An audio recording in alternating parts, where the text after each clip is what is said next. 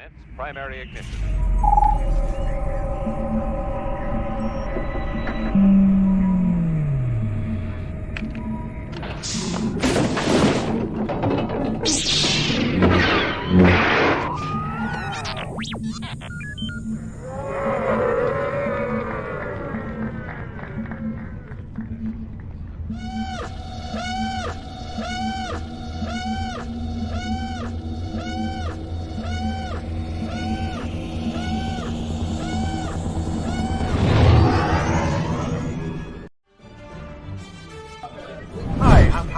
I was the Wampa ice creature in The Empire Strikes Back, and you're watching the Virtual Cantina Network.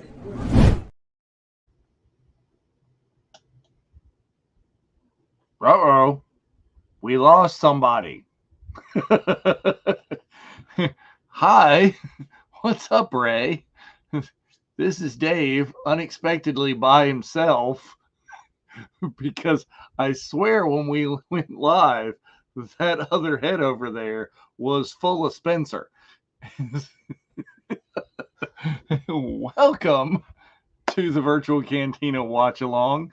We are going to be watching Mandalorian Season 2, Chapter 16. And it's not 16 chapters in Season 2. If you know, they didn't restart the number. So we're Mando. Spencer's messaging me over here. It's like, son of a. Oops. His internet. Oh, maybe, possibly it's there. Oh, there he is. Literally, as we're going live, crash. You need to be wearing like a Where's Waldo shirt or something. Like, what? Yeah. Which way did he go?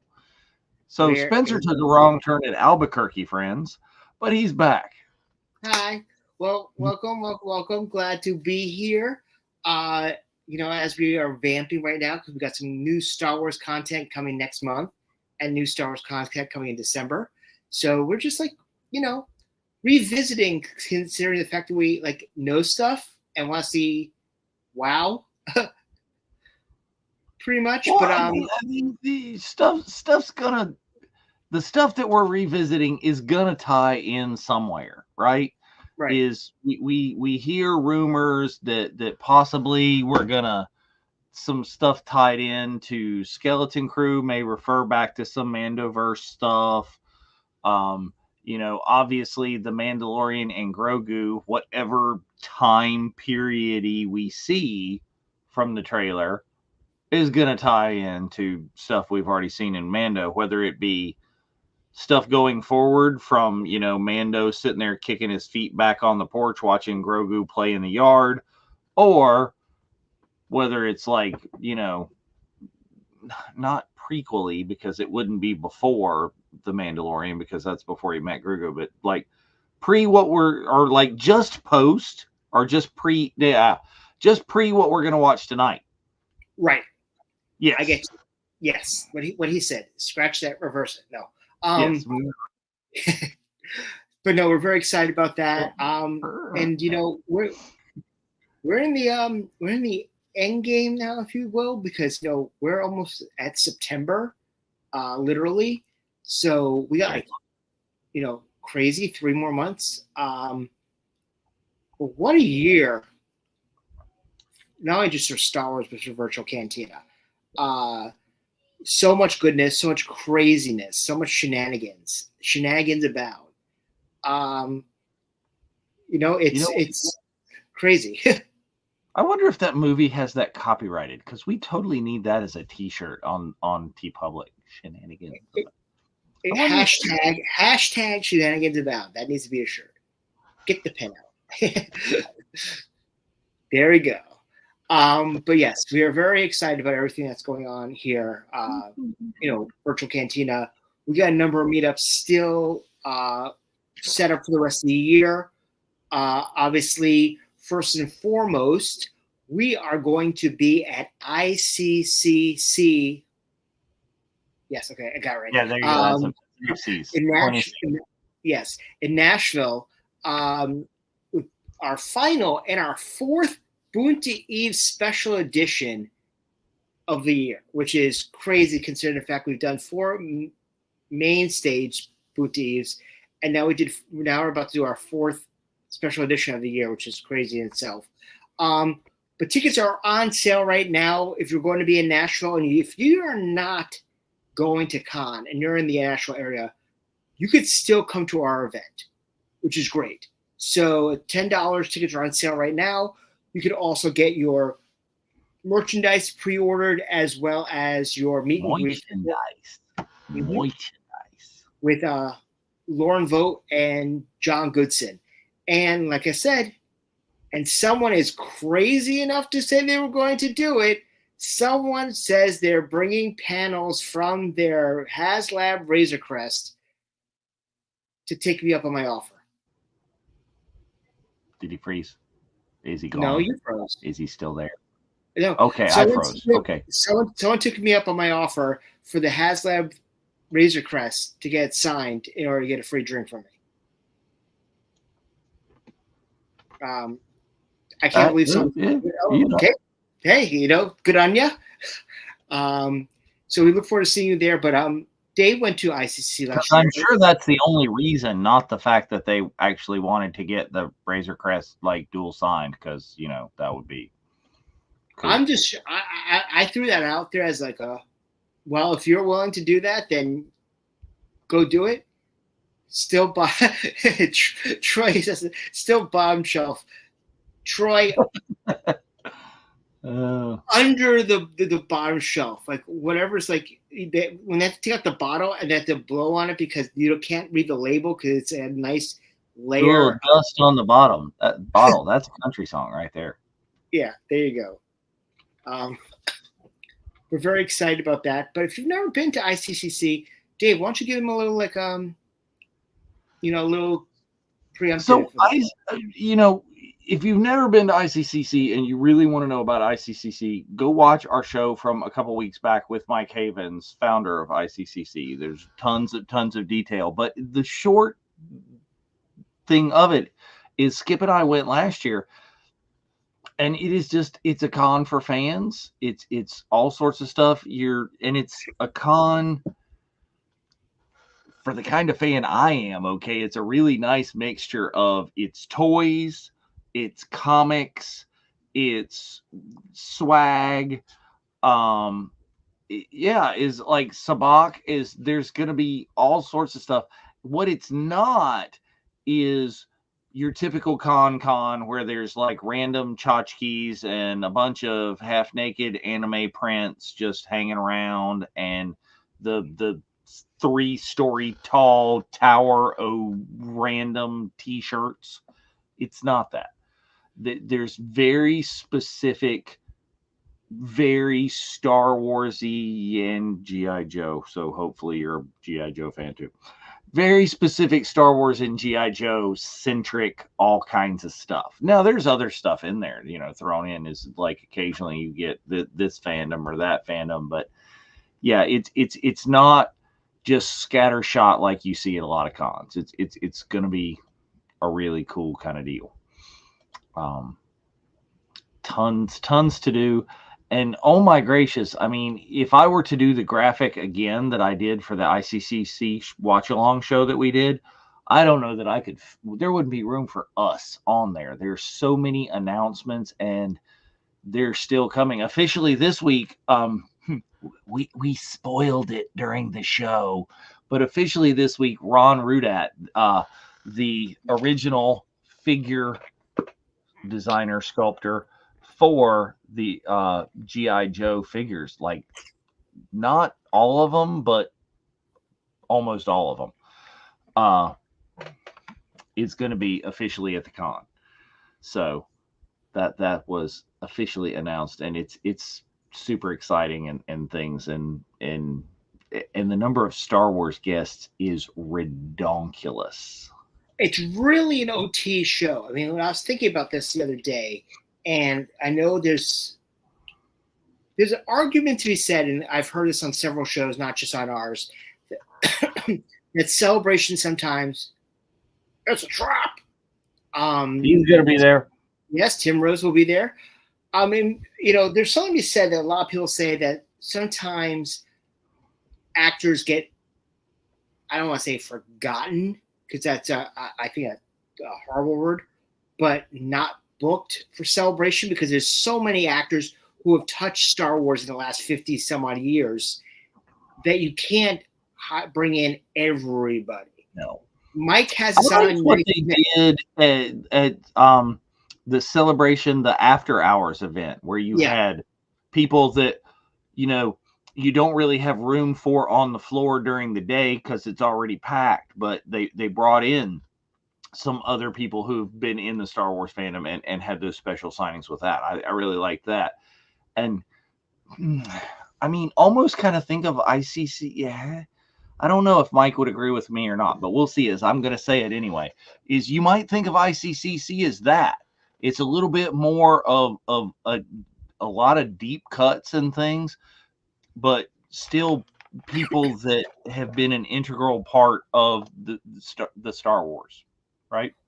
And yeah, that was the main thing he was talking about. Is that, he almost has the same philosophy of Favreau and Filoni, basically saying that if they have a toy in some sort of capacity, then they're probably going to get an invite at one time or another, because being a collector himself, he's looking at, where can I get an autograph from that person?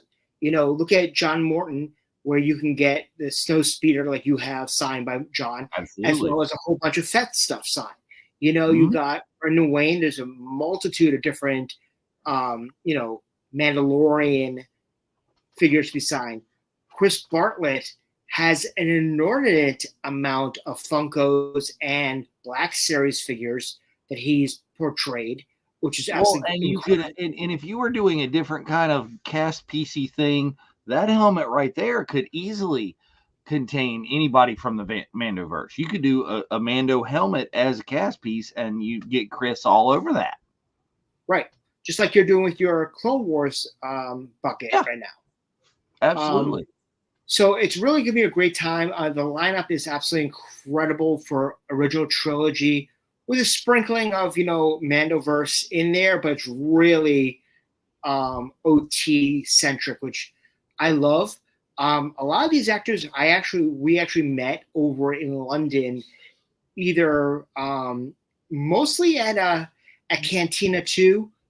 Good friends over there had a good amount of these actors over there. But Brian Muir, who rarely comes to the United States, was part of Boonta Eve London, and he was the original sculptor for the Vader bucket. So he's a great, yes. So if you have the Black Series Vader, Chris just has the right amount of pops and right amount of Black Series. He really does. Hey, Dave Lewis, how are you? Jeff, good to see you, sir. So I'm very excited. Like I said, I'm excited about this show. It's new. I'm very intrigued. Like I said, a lot of the wives are going, but so that's going to be interesting in that capacity. So as I was telling Mike today, it's national. That's what it comes down to. Is like they're gonna say, we're going out, you guys go geek, and we're gonna have our own booth on the floor in the club area. We're gonna have swag games run by Mark Truax, who's one of our swag masters. Nice. Couple of different patches that are going to be linked up, even with the swag crew. When will the shenanigans? You missed the shenanigans. Like when we popped on, he was gone. Yeah, it was just like me and crickets.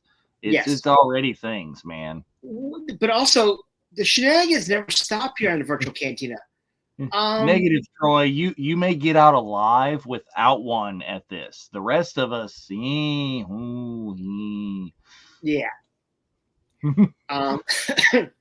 But let's see how many of us are still married after this one.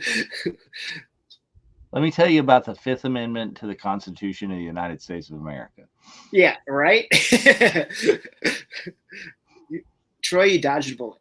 But no, we're very excited about that. We're very excited about spending our time with everybody. But also, besides that, we will have our end of the year meetup, which is one of our biggest meetups of the year, at Rhode Island Comic Con on November the 1st at Dave & Buster's. Dave & Buster's is always a great meetup for us. We usually have a good turnout, and you never know what guests might show up. We've had guests show up pretty much every single year since we started doing them at Dave & Buster's at Rhode Island. And the lineup's really good right now for Rhode Island. So very excited about that. He's not talking about like guests, like, other hosts on the channel, although those people will be there. You can potentially get the autograph from our VCN host, but like Star Wars guests, like people in the Star Wars, like just show up at the Dave & Buster's. So you never know who might be there and who might be there this year. So come there. I know we're currently working on New York Comic Con. I want Dave O'Neill's autograph for Rhode Island Comic Con. That's what I want to do. I know. That would mean I'm divorced. I know. But also don't forget. Also, we're also working on the same weekend. We're going to be in in Nashville.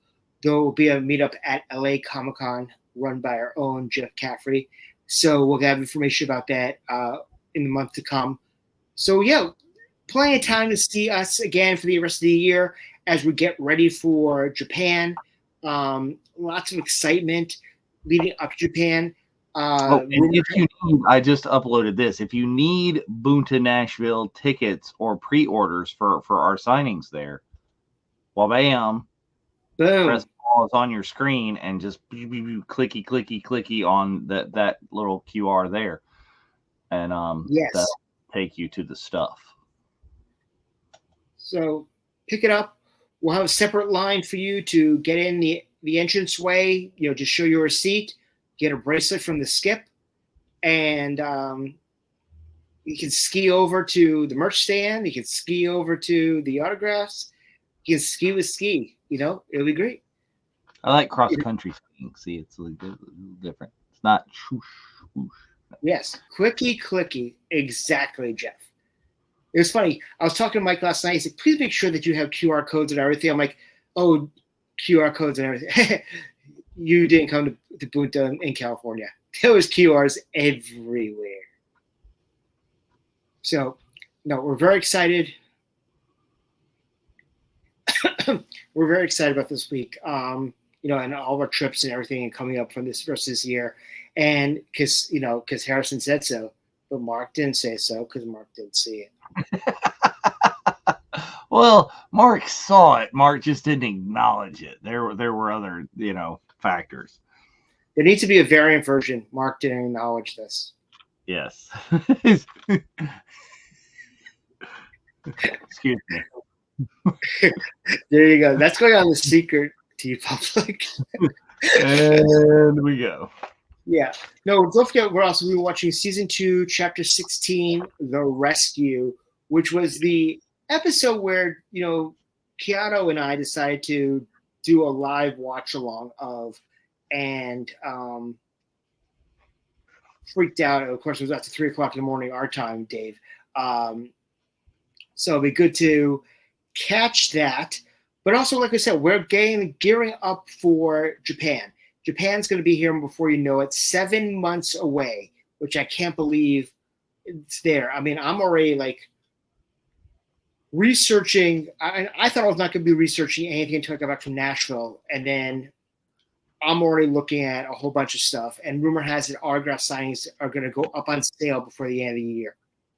Wow. That's way ahead for Celebration. Did I cry along with Theory? No one cries as much as Theory. Just throw that there. But honestly, I mean, the way I look at it is it's the right thing for them to do because we're spending so much money. You need to get on that because they get cranky about passports that expire within how many months and stuff. And I would do that now. Yeah. Personally, because that way you're not rushing. But I did mine. I got mine about 3 weeks ago. I know Dave Luth did. I'm good till 27. I think I renew my license. I was not. I only had the passport card that only lets me drive into Canada and Mexico, or like take a boat. But I ain't taking a boat to Japan. Did the rest of the family have to renew as well? Yeah, no, they already had it. It was just me. Oh, okay. I'm the one that drives everywhere. It was just That's true. Yes, he's our very own Chris Farley from Billy Madison, the bus driver. Yes. I live in a van down by the river. Yes. Yes, good. Ray, we're glad you got yours because they were not going to let you over the border. Because you know those Canadians. Sketchy. Yes. Which, by the way, I got to put over again. Ray's escape from Alcatraz is probably one of the best videos I've seen all year. It was seriously absolutely fantastic. Check it out. It's on the page somewhere, but it's great. It's incredible. Like your time was fantastic.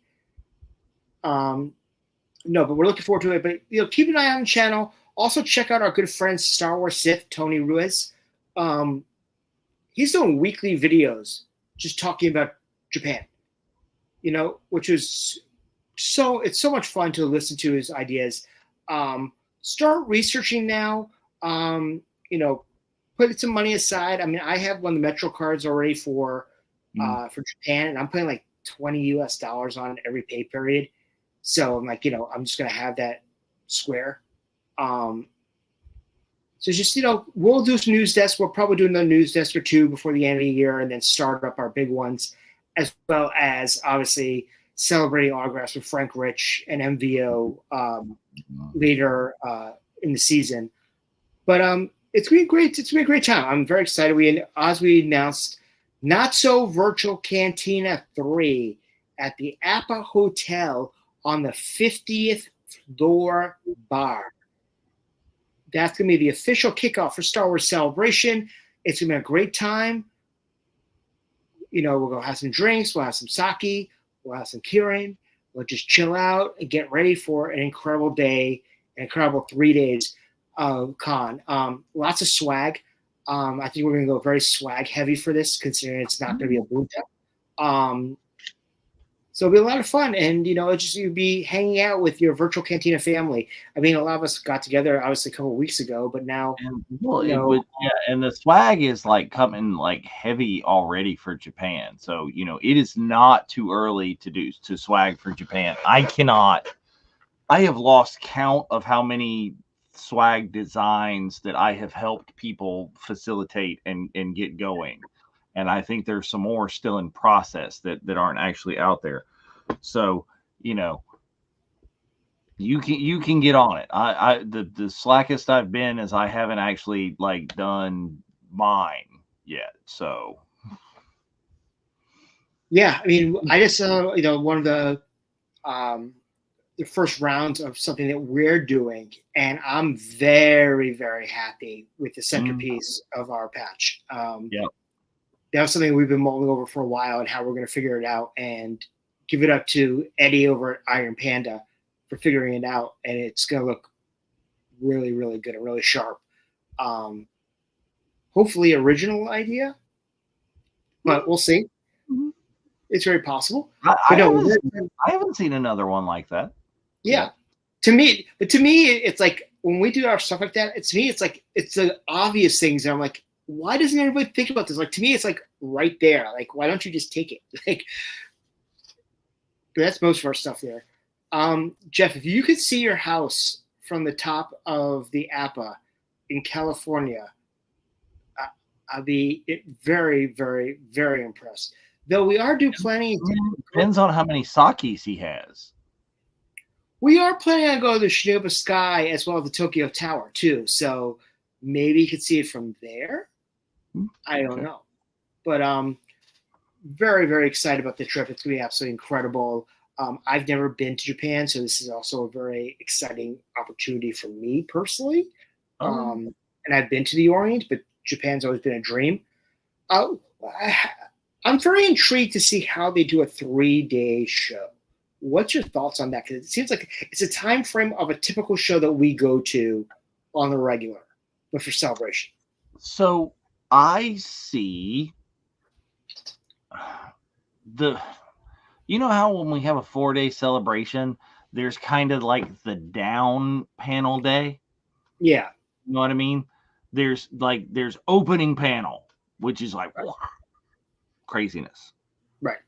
And then there's kind of like a day where there's like, and then Sunday, you have a panel, but it tends to be the big panel is the announcement of the next celebration and like the review. I don't think we're going to have a down panel day. You know, I think we're going to get opening panel day and then like big panel day, big new announcement. Like the first one is going to be stuff that's already going on and reviewing and this and that or whatever. And then your middle day is going to be, or stuff we already know is coming, right? You know, if they were to, I don't know, like show us a trailer or an extended trailer for something on day one, then day two is going to be like, this is what we got in the works. This is what we got in the works. This is what we got in the works. Big group of whatever thing. Like that might be the day we see the Skeleton Crew people together. If they in fact go over there, and then, you know, then you got your Sunday. So I don't know. And Jeff's sitting here going like the first 5 or 6 there were only 3 days. So it's been done and it's not without precedent. So, see, I tell you what, if I had $1 for every time his internet goes down, I swear to you, I would pay for him to have better internet. I was just saying, if I had $1 for every time your internet craps out, I would use it to pay for you to have better internet. Okay, my internet craps out, but the last year yours freezes quite a bit too, sir. Oh, okay. Just gonna say that, but no, but we're oh, you should talk about you don't think it's gonna be a low panel day. You think it's gonna be like hardcore the entire time? It's gonna be like. Well, like I said, I think we're gonna have big first panel day. We'll get that medium day where we get groups of people with projects already like going, that like if Skeleton Crew people go to Japan, that might be when they do the Skeleton Crew panel and you actually get to see the people in person. I think day one would be like you might get an extended trailer for whatever movie is next up on is closest to coming out, you know, and then you'll get your Sunday as your Sunday. You're just not going to have that day with kind of chill panels and stuff. Nope. So like, yeah, Ray just commented that Chicago had a 5th day and it was a shopping day on Thursday. So that, I mean, I like that. I love that. Jeff pointed out too that the first we showed you while you were frozen is the first 5 or 6 celebrations were only 3 days. So there's not without precedent for this to happen. Right. So well, yeah, Jeff, what we were saying is Sunday is generally the slow day, but you've got the important panel, which is, you know, the review, and where will the next one be? That's the key. Absolutely. So, you know, there's lots to look forward to. A lot of questions. Chicago train is North Carolina. Go. Chicago. I enjoyed Chicago. To me, honestly, out of all the celebrations I went to, that's actually my favorite. You know, I enjoyed every aspect of Chicago, including the shopping day, because I did all my major shopping. My Regal robot, my artwork, you know, my Funko, I all on Thursday, so I could spend the 4 days of celebration proper just to get, the autographs. I only did one panel of that show. Mm. So, and that lineup was great. I talk about MVO having, I thought, the best lineup, in Chicago 2019. So, do I think I'll go back to Florida? I don't know. But quite honestly, if I was a betting man, I would say 27 back to Orlando, because that's the 50th anniversary of the Star War, and they had the 40th in Orlando. That's just my. There's a lot of incentive for Disney to have a celebration near one of the Disney parks. Heck, that's what Japan's kind of doing, because I'm going to be doing both things. Yes, we is. So, We'll talk about that a little more en masse, but we're about the time right now, so let's cue up the all D+ machine, and we'll get this episode started. All righty. D+, remember, season 2 is chapter 16, and we will be starting in 10.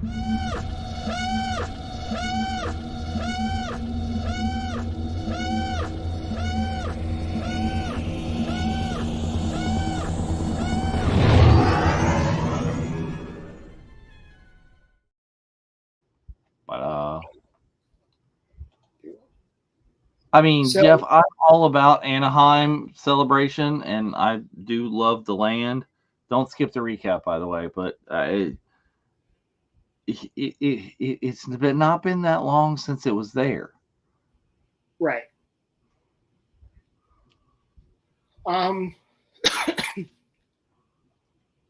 So I don't know. I'm really I'll be intrigued to see what happens. But Ray, we had a snowstorm in freaking Chicago. We had all 4 seasons in one weekend, which is crazy. But Ray, there's no excuse for it delaying your flight. Is you should have just come in by dog sled. aren't they born with skates? Aren't they born with skates on their feet when they live in Canada? I thought it was a requirement. I didn't know that there was an option otherwise. But yeah, the Canto Bite party over at the Museum of Science was probably one of the best. It was the best bash, I would say, in the last 7 years, first and foremost. There's no politics in Star Wars. Yes. Ray says the dogs didn't have their passports. Oh, okay.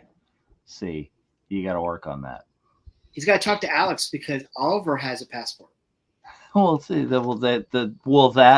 and Skip found out that Mark Hamill's dogs have passports. Yes. So, talk to his people and, find out what's up. But yeah, the Candle Bite party was absolutely incredible. And our friend Blues Harvest was there. We're in there. So the disrespect for Omid here is, they are not paying very good mind to Dr. Pershing. They're just like, nope. But again, when you've got Slave 1 coming up on your tailpipe, you're like, ooh, there's no time. No, don't you even start. I'm not. No. That it is and always forever will be. Don't give me that fire spray garbage. What? No. Really? Come on. Don't even give me episode 1, Troy. Episode 4. They were fighting space Nazis. Yeah. So you had the opportunity to meet Omid at Boonta Eve, LA. I did. What was your thoughts? Omid was amazing. Omid actually was one of the first people there who introduced himself to me. Is sitting there is like, how you doing? I'm Omid. And I'm like, I wanted to say, and I fought myself from being an asshole. which is like, oh, I know. But it's like, oh, how you doing? Nice. He was really great. I thought all of our guests were really great for all of the Buntas. It was so much fun. But yeah, fun, super personal guy. Not he. You see how much he's acting here when you see him in person. He is not this little smarmy uppity dude. No, he's upbeat, he's fun, and him and if we did anything right at that show, having two people at a table so they can play off each other in themed tables. Yes, him and Katie had so much fun together. They really did. I would be interested to know, and I didn't ask. I don't know if anybody did. Is how much like con circuit here, there, hanging out, how much they actually see each other, like now, because it was that just kind of like that bond and that back and forth. That I think Frank put it the best. All we needed was somebody on a grill, and it was a backyard barbecue atmosphere. People were hanging out, just reunion time. Damn it, that is the hell of an idea for the next Bunta. It's like, screw renting a bar. Let's like get a venue and like fire up a smoker. That's a great. But he's not wrong. But damn it, it's gonna be vinegar-based pork barbecue. Make it so, number one. None of that Texas bullshit. But no, I mean, seriously, that was that vibe. And I was even thinking about that. Like, you're right. Like, this is like, let's we need a keg in the corner next to Skip's sign. We should put Skip's sign on a keg. That would be incredible. Well, actually, technically it was. It was like on a big like wine barrel. Yeah. Oh yeah. Amazing ships. Oh, this is one of the fun, the snarky Mandalorians. Like, you gotta watch the fun of this scene. It's like, huh? What? I love this fight, especially considering the fact Spoilers, we haven't seen that there's a fight yet. I just said snarky Mandalorians. I know. But the fact that Mercedes gets to throw in some lucha libre wrestling in this scene, which is pretty awesome. Nacho! No. Yeah. There's also rat carcasses on the other side of the fence, but we're not going to get into that either. Oh, sidekicks.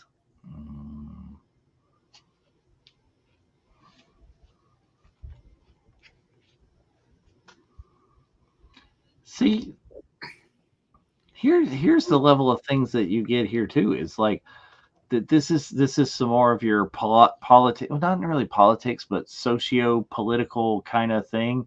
Is the fact that Mandalorians don't particularly respect clones. You know what I mean? It's like we had that kind of leanings about the droids. Is there was obviously that war against droids, but pre-episode 4. So, here they're remembering that long fight against the clones, and, more specifically clones of Jango Fett. So those delicacies in some systems. Yeah. Sort of like West, which has like incredible food, and we got like pretzels. Fire. Not overly sure that's physically how fire works, is you can literally fight fire with fire. I'm not sure that does that. Mandalorian, the flamethrower. The kids love this one. I'd buy it. I know. And look at Bo being all political and like the peacekeeper. It's like, oh, hey, that might be the one true Mandalore right there. Oh, she, lost the freaking sword. Well, again. Getting a sword from some tart in a lake is not a system of government. Touche. But isn't that how also Potter found the sword of Gryffindor at the bottom of the lake too? We never said that our lore is very original. You know, everything is circular. It all comes back. Just, long enough that people forgot that somebody used that before. And, let's do it again. That was a good idea the first time. See, this is what we're getting. And see, this episode, I'm going on record right now, is what I think the Heir to the Empire movie is going to be. It's the big giant team up, right? It's everybody that you've seen before coming together. This is going to be Mandoverse Avengers Assemble, and this was the baby first steps of it. Well, I was about to say is that, to quote our good friend MVO, it's like poetry. It sucks. No. But,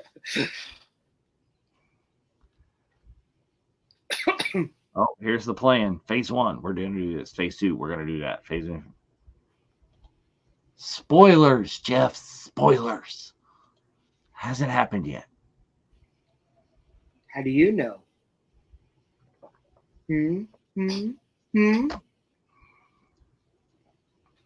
So besides Ron Rudat, who are you looking forward to meeting or seeing again in Nashville? I don't know if I'm going to have the budget for Billy D again.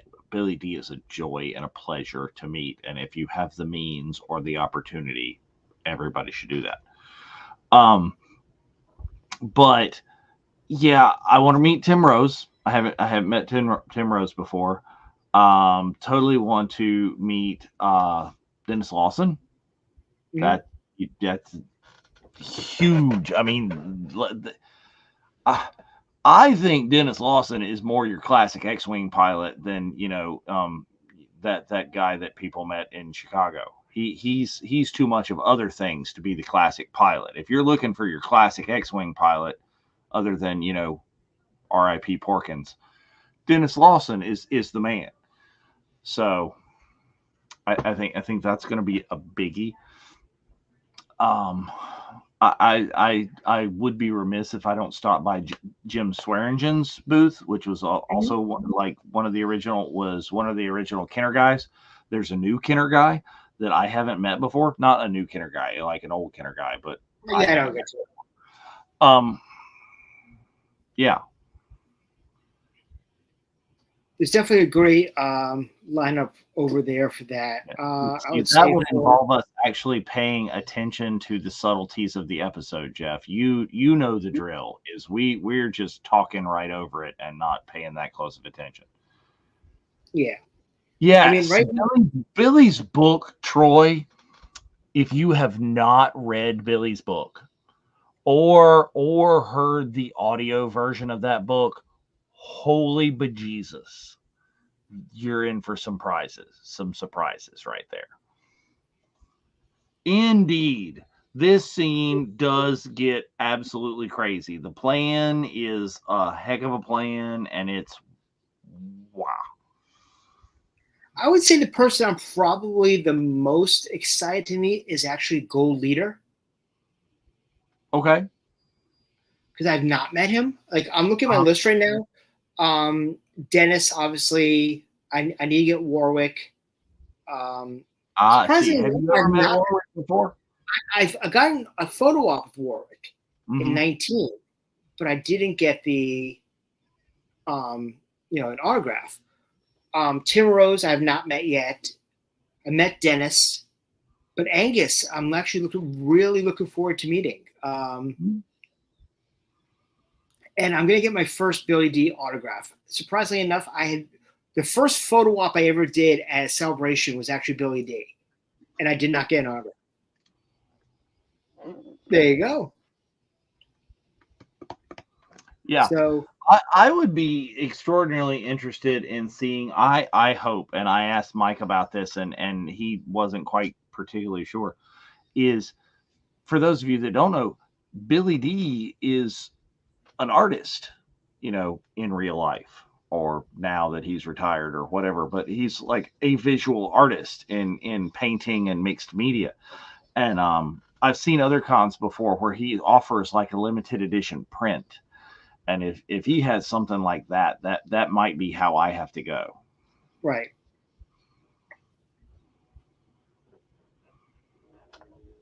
Oh, there he is. He said it. Activate the Dark Troopers. Press go. Nice. Membership has its privileges. Indeed. So if we were looking back at our buntas this year, if you could take one moment from each one of the three, what would it be as the highlight of each treat? So I'm gonna go backwards. I'm gonna go backwards order. Okay. Because San Francisco, I absolutely love serving as the handler for Lauren folks. Okay. I heard all of the stories. I heard them several times. I heard different nuances of the stories every time she was retelling it to somebody else. Great. I loved that. So, and I got her second ever autograph. So that was kind of cool. Biggs, Boone to Anaheim. The fact that I've been waiting so long for Mark Anthony Austin, and when I got his autograph on my bucket, I also got to film it for his Instagram. So that was a big moment. That's a favorite. Is like, if you guys go to Mark Anthony Austin's Insta or any of his social media, I think it's on all of them, and watch the video of him signing. It says like, I wonder how many times I've done this, and he's signing a Boba Fett helmet, my Boba Fett helmet, and I'm the cameraman for that one. So love that one. But Boone to Hollywood, there's so many moments, so many cool things, and all the things that happen. I can't fully say that it's my absolute favorite because there's so many at once. But if you're pressing me to pick one right now, I particularly enjoyed meeting Christopher Sean, talking with him about of all things, not really actually even Star Wars Resistance, talking with him about the new Ultraman, and he's obviously in there. So I think that was cool. Here we've got me badass, but all right, what are yours? Let's hear it. Okay. I agree with you about there's so many moments, planned or not planned, at Hollywood.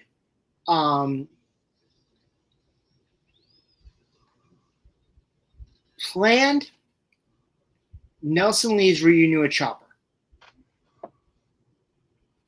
I would say that was probably a highlight for me. As a runner-up, I have to give, which has gone viral on Instagram, Misty Rosas driving the Speedy down Hollywood Boulevard. That was fun. Yeah. Biggs filming. I gotta stop right there. Another amazing moment from Hollywood that was kind of planned that I loved, but was still so much fun. The Who Wore It Better, me or Fisher? Oh yes, that was incredible. I love the fact also that half the cast was like doing double takes or like, but Fisher still wore it better. Fisher wore it. Yeah, but the thing is that Fisher would not have been like sneakily paparazzi pictured at LAX, thinking, which to me that's still incredible. Yeah. For Biggs, for me, filming Aiden Barton watching himself on the screen. I thought that was pretty damn cool. Yeah, that was fortuitous. And honestly, I thought the biggest topper of it all at San Francisco, when the DJ got up on the stick and sang Saga Begins, and the whole place went nuts. Yeah, it was singing along. To me, I was like, first and foremost, I was surprised that it was not sung throughout the week. And when it came up, we were all like, "Oh my god, this is the perfect ending to the Buntas." Yeah, Mando is just getting his ass kicked right here. Well, this is the Rock'em Sock'em Robot, you know. This is the what we gotta ask too. The next time we have some of the Mando guys on here is which one of you is the one that gets his ass kicked all the time? Right. My money's on Lateef or JJ. Probably. Agreed, Troy. There's so many great moments at every single stop, and there's so many moving parts. The fact is that it is incredible that it panned out the way it did.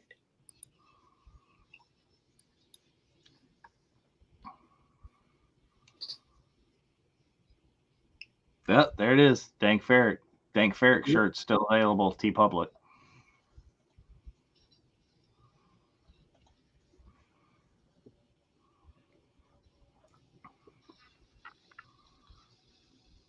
Sabaka Biggs was pretty awesome too. Getting to watch them do that for a while was pretty cool. Big ups to Hyperspace Props and Sully for that one.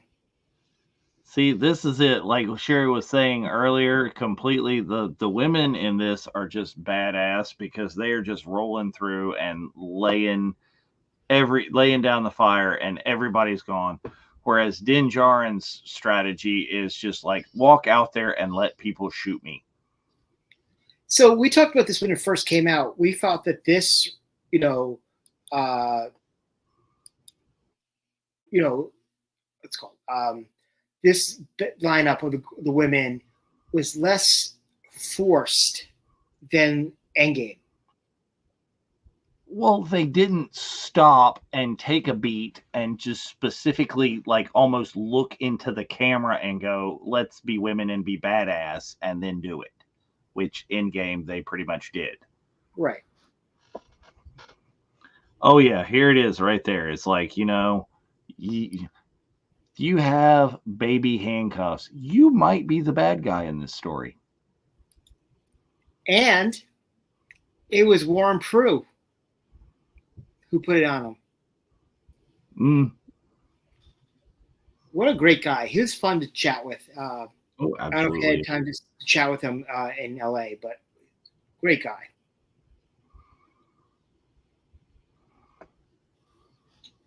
Yeah, we need to get like Warren back on the show because he's been in so many things. He's got so many stories that we have not even begun to tap. That yes.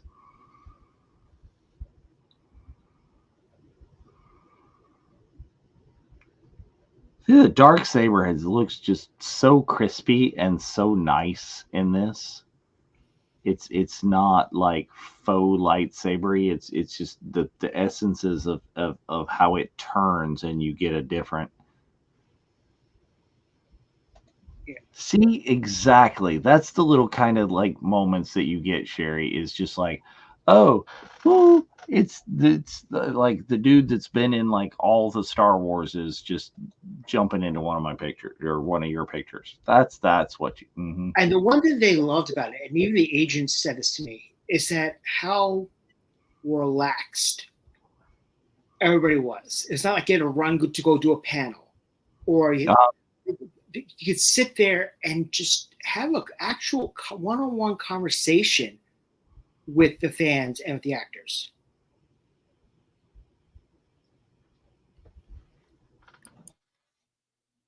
You know something? I think that's a fantastic idea, Jeff. You know something? I think that you need to host it. I like that. Yes, Jeff hosting that? Yes, I agree. Just assume that I know everything. That right there. Giancarlo Esposito is just such bad. badass. Well, you know, semantics.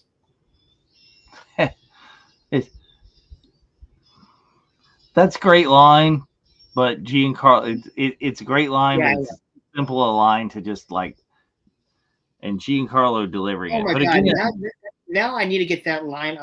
Giancarlo's coming to Rhode Island. What do I need that line on?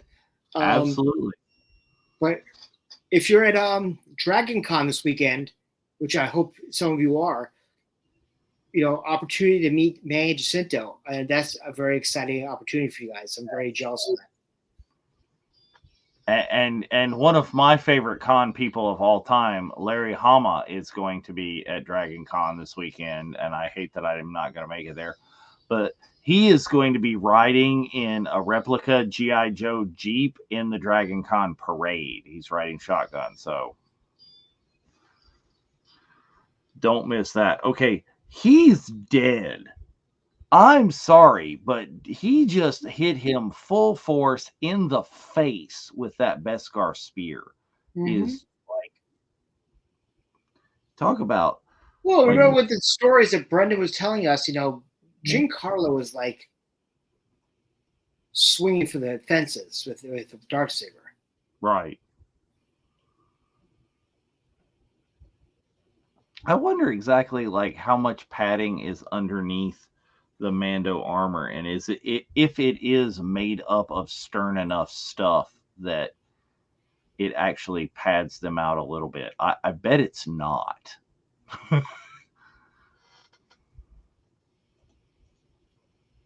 Oh yeah, it's pretty badass.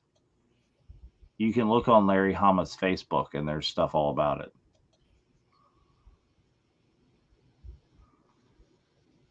Yep, you just beat me in combat. Oh, what? You're the Mandalore, and now, oh, look at the look on Katie's face right there. That's your acting. That's not saying a word, but it's like, God damn it, he's the Mandalore now. Mm-hmm. And Gideon knows it, and he's loving every moment of it.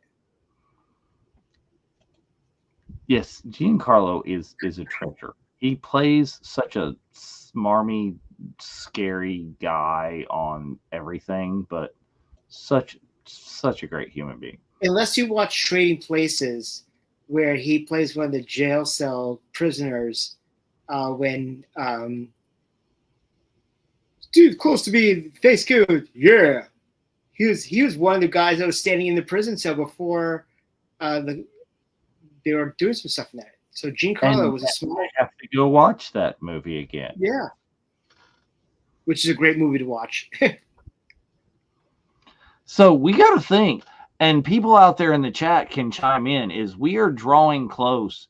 We've got stuff planned for a while, but we were talking about this the other night on Rebels Revisited, and like November is coming up again, and I think a huge thing that we did last November that we may well be doing again is movies we're thankful for. Oh yeah, that's a great idea. To November.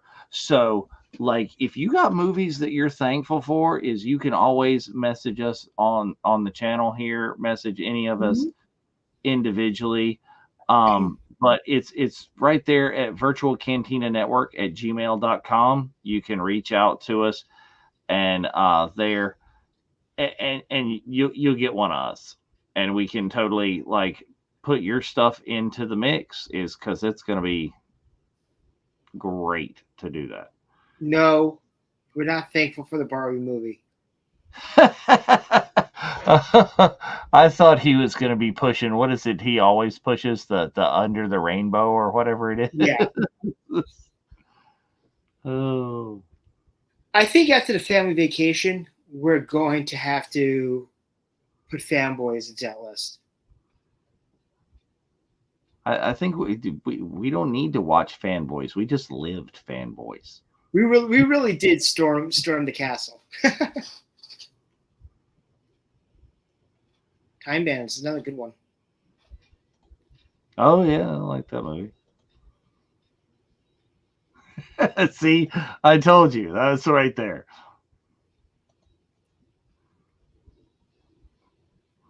We could always like watch Aliens, and Mike could bring his popcorn. PG show, brother. PG show. Oh. So Time Band's a great movie, but it scared the crap out of me in the final scenes.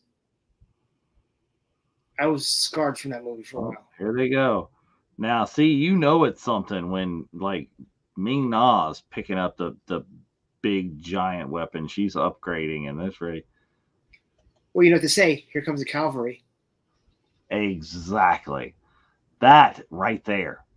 That. We should have Spaceballs with Lauren. Also, that.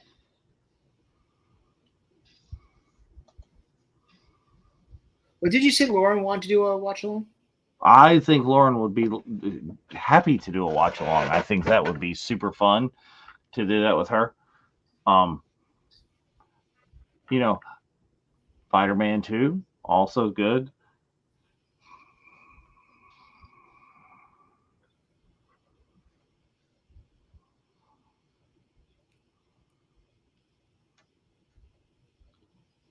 See, it's just like, nope, that's it. They literally are Rock'em Sock'em robots. Yeah, that's exactly right. It's just like,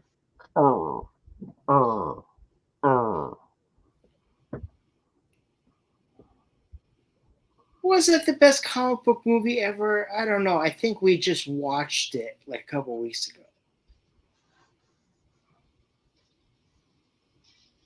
I go Deadpool Wolverine as the best comic book movie ever, but that's just me. Okay, so I haven't seen Deadpool and Wolverine yet. I know I'm still behind. I'm still bitter about San Diego. But best comic book movie ever. Yeah, throw Batman '89 up there. You know that's where I was going, right? I know you. I'm like, Batman '89 is pretty good. That's pretty high up there on the realm of things. We saw the X-Wing, and I'm like, at that time, I was like, I didn't want this, but I needed it. I wanted to be Mace Windu. I wanted to be someone other than the low-hanging fruit. But knowing Favreau Filoni, we wanted it to suck. We were worried still seeing that it was coming in, that was about to suck. Yeah. Speaking of the original Superman, if that's the best comic book movie, Jeff, or if the original Superman movie made the Superman comics better after that.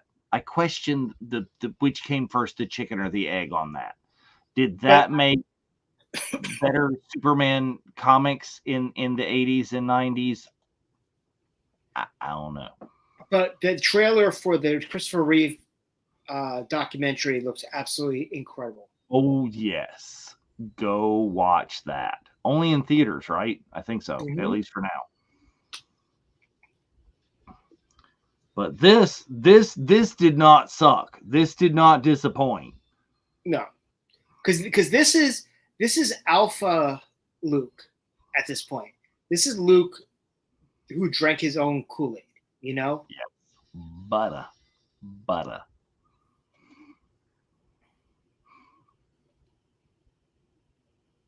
It's like, oh, what? Who, me? I didn't really mean to do that. No. I find that's the little bit of this episode that I find was slightly out of character and slightly took me out a little bit. I find it hard to believe, even in the face of Luke showing up, that Moff Gideon would commit suicide. Think about this.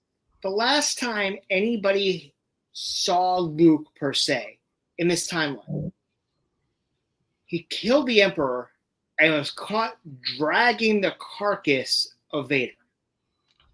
I get that.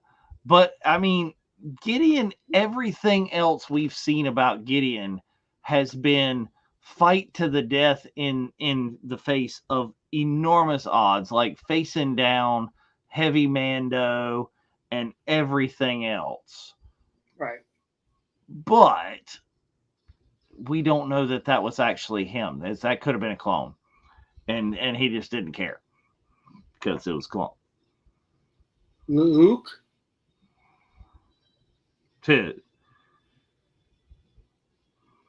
That Last Command unboxing is doing very well on the network right now. Well, that's a heck of a thing, and I was interested to see inside that because I was like, ooh,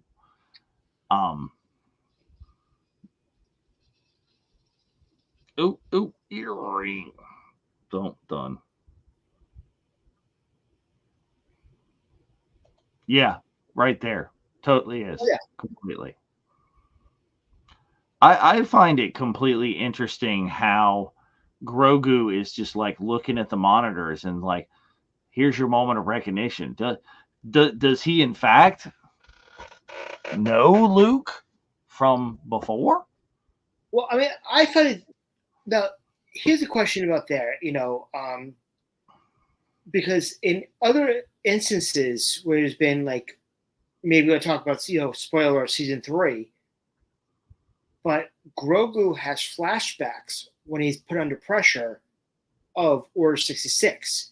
Yeah. So is he didn't look scared enough to like look like this would like Anakin storming the temple like this would have looked like.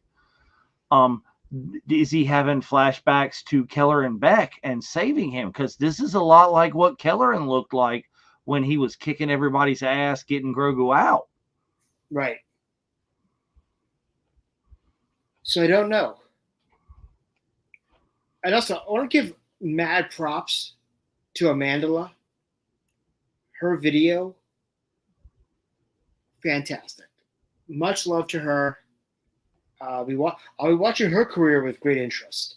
Yeah. But the love that she still has for the fandom, and she called out the fandom menace. She completely called out the fandom menace. Oh yeah. Now, see, this is the part I'm paying attention to again. Is I'm watching the deep fake again to see, is it better than I remembered? Is it Yeah, I was watching it. I'm like, it's good, but we've seen better. I mean, it's still better than obviously the Scorpion King. Oh, indeed. See, this moment right here. This is my vote for, and we know, yes, deepfake was completely done better. That's why after this they hired the deepfake guy. Like what brought Din Djarin to this moment? What we have seen on screen in the Mandoverse was touching and it was a lot, but I don't think it brought him to this point alone. There's so many Grogu and Din adventures out there. We've had time jumps that we missed what all happened and what made these guys so close. Right. My hope for the Mandalorian and Grogu movie is that we see those. That's what I did read articles that Pedro will be on set. So I mean, if you're gonna want, well, okay, take that back. I don't know if I care. I don't know if I care about that, because if you're showing what made them closer, that this made it a special moment that he did remove the helmet, I don't know if I care if he removes the helmet other times. Right. You know what I mean? I think it cheapens this if that's what it is. Now, it doesn't cheapen this if this takes place after, later, whatever. Exactly, Troy. Exactly. And then the moment with R2, that's fun. Because R2, yeah. Well, first and foremost, I mean, if you saw the interview with Katie and Ming Na on the Sackhoff show, R2 was painted red and green. And they're like, that's R2. No, it's not. It's Plo Koon and another droid. No, it's not. But you see him bending over now looking at Grogu. Is he like, holy shit, it's a baby Yoda? Well, And one thing I'm upset about at the end of the reason why I'm upset we're not getting season 2 of Acolyte is who was that little green person with the ears that was in the last scene of season 1 that we're never going to find out who that is. Was it an adult Grogu? It could be. It could be. We don't know. I think that's an adult Grogu.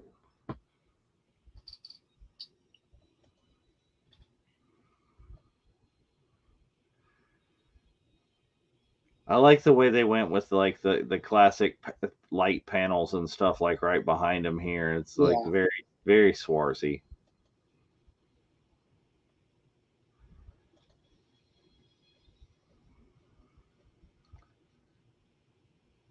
It's like, you just took your helmet. You are a Mandalorian no more. What are you?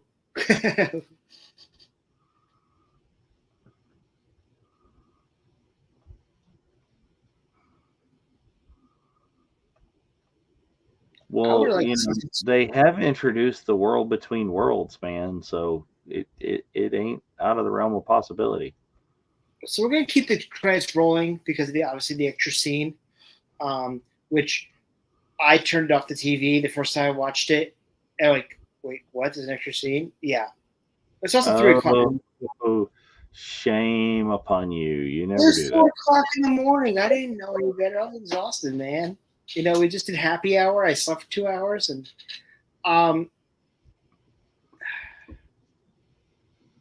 because otherwise, right there is you miss that credit right there where it says and Mark Hamill.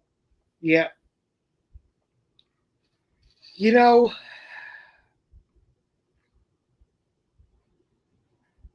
I seeing where Fett went and seeing season 3, I had so much hope for season 3 after this. Like, this episode was like, I would say probably one of the best episodes, if not the best episode of The Mandalorian, period. I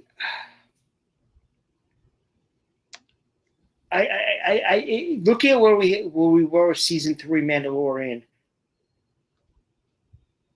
I say there was a lot of opportunities that got missed. I enjoyed it, but I think they started going for a lot more story to tell. It's because this great episode is the thing. I don't know that I still don't say it's the best because I think this was it was different feels than episode 1. When he and Grogu do like the ET, like the touch, whoa, that Venus. I don't know. I mean, and this is very, very different ending music. Here it is.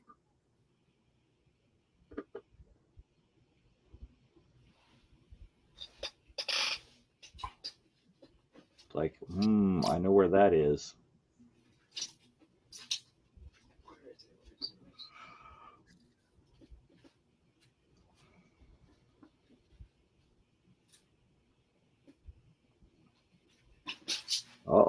Yep. Oh, wait, I know that dude.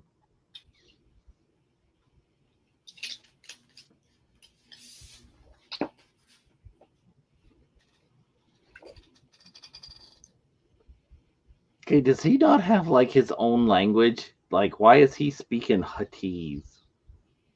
I don't know, but look at this. Yes. That is a book you had the man write. And he had it in Huttese on his phone. Run away. She's like,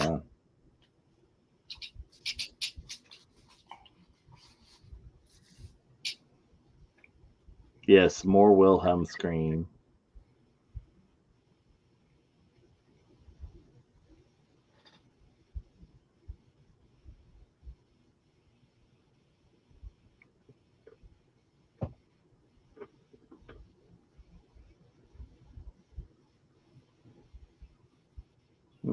Yes. Yeah, I don't know that Boba Fett could see you. See, Yes. that's the Boba Fett we freaking needed all the time. Is Boba Fett doesn't say a word. He walks in the door and shoots you in the face. That's Boba Fett.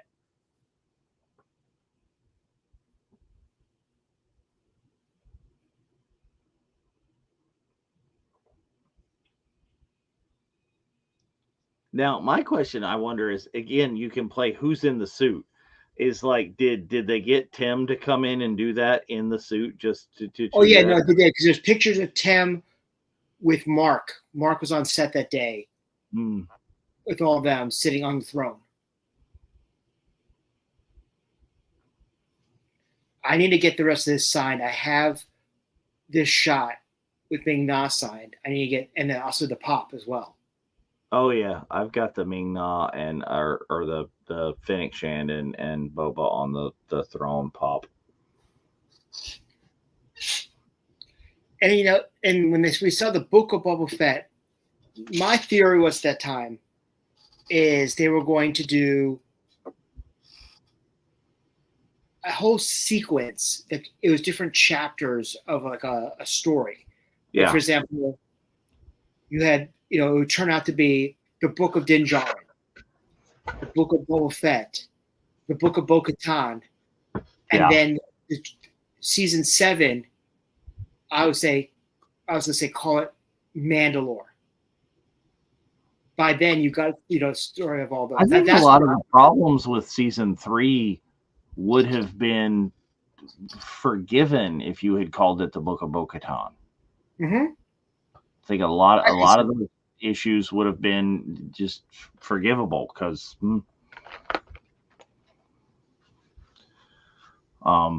now still didn't solve the problems with Book of Boba Fett. No, because the Book of Boba Fett, in fairness, was like 3 different shows. True. I didn't get an invite. If you know people that can get us in the room, is I'll tell people some shit. Okay. Yeah. They may not like it, but you know. Remember, the best thing to come out of the Book of Boba Fett is somehow Max Rebo returned. Well, no, and other completely things is, don't even get me started. That's one of the shows right there, and that's the one that you could have thrown on the editing room floor and called it good. Mm-hmm. That is not a deep dive in more parts of the Star Wars lore that we needed, is the friggin' mods. But like the Book of Boba Fett, the start of it, loved it. Right. Loved it. Okay. Deep dive into Tusken culture. All the different nuances of that. Boba's escape from the Sarlacc. Just great. Okay. Yeah. Why did we need the mods? Why did we need the mods? Why did we need the mods? And then again, when the end of the Book of Boba Fett becomes Mandalorian season 2.5, right? Why do we need that either? Is let Boba Fett be about Boba Fett. So, like, and here's the thing, too. When you think back, how different would the entire Mandoverse be if the concept was, as it originally was, you now go and you picture this episode, you picture the first episode of The Mandalorian, these crucial ones that we've watched, you picture them not with Din Djarin, but with Boba Fett in that role. Right. How crazy would that be? It'd be absolutely insane. But ladies and gentlemen, thank you so much for joining us tonight. We had a great crowd tonight. Very lively. Greatly appreciate that. Dave, what's coming up on the network? Sorry, I have to step down off my soapbox after that speech. No, please. But yeah, coming up on the network, we've got a great episode this weekend of the Jedi Archives, where they are doing a great deep dive, always into the High Republic comics. That you will find no more fun information and great information, unlike this show where we just tell you crap and make it up as we go. Those guys are going to give you really good information on the High Republic comics and on Jedi Archives. And on your Labor Day, on Monday, the Rebels Revisited is going to be live. Okay, it's not like a tape delay for the holiday.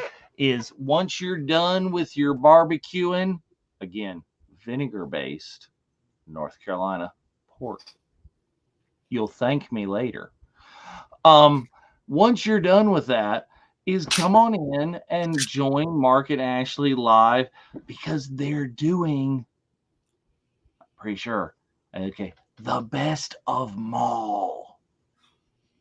And there is a crap ton of good Maul in Star Wars Rebels.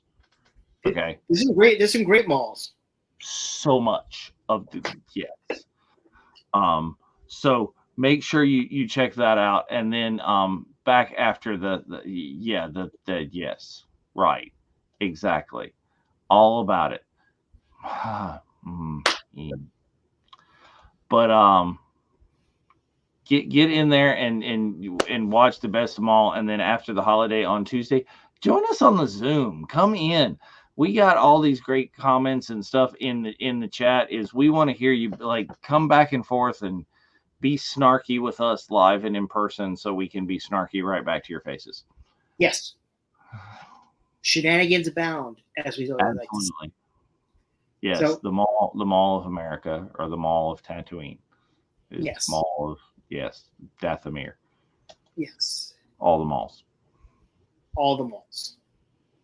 But yeah, very excited about that. Very excited about it. Don't forget, tickets are on sale for Boonta Eve Special Edition Nashville.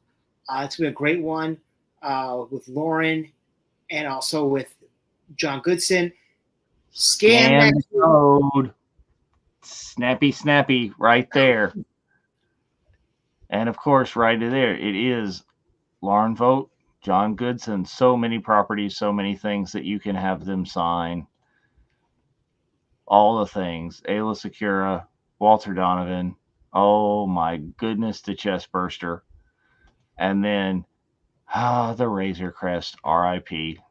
And then that other ship from that other show that, you know, we're not allowed to name, and then unless Notman shows up in the chat and then like gives us the hand slap. But good stuff. Hope to see you in Nashville. Hope to see you at some other cons this year as we close out 2024. What a year for the VCN. What a year for Star Wars. And Celebration is going to be here before you know it, which I can't believe. And we're all going to be together. You know, but the thing is, I'm sorry, Sherry. I was unavailable. There was, things, but me too. We'll be there. Yes, but we'll be in Japan before you know it, and we'll be planning other shenanigans after that as well. What I'm loving is that people from the family vacation are making arrangements to go to other cons around the country just to hang out with us again. Right. Which very much so. Which is exactly why we do it.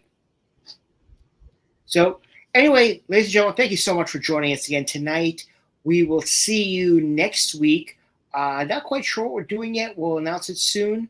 But from Dave and there's lots of suggestions. We've talked about a lot of things. Yes. So we'll see you soon, and may the force be with you. Always.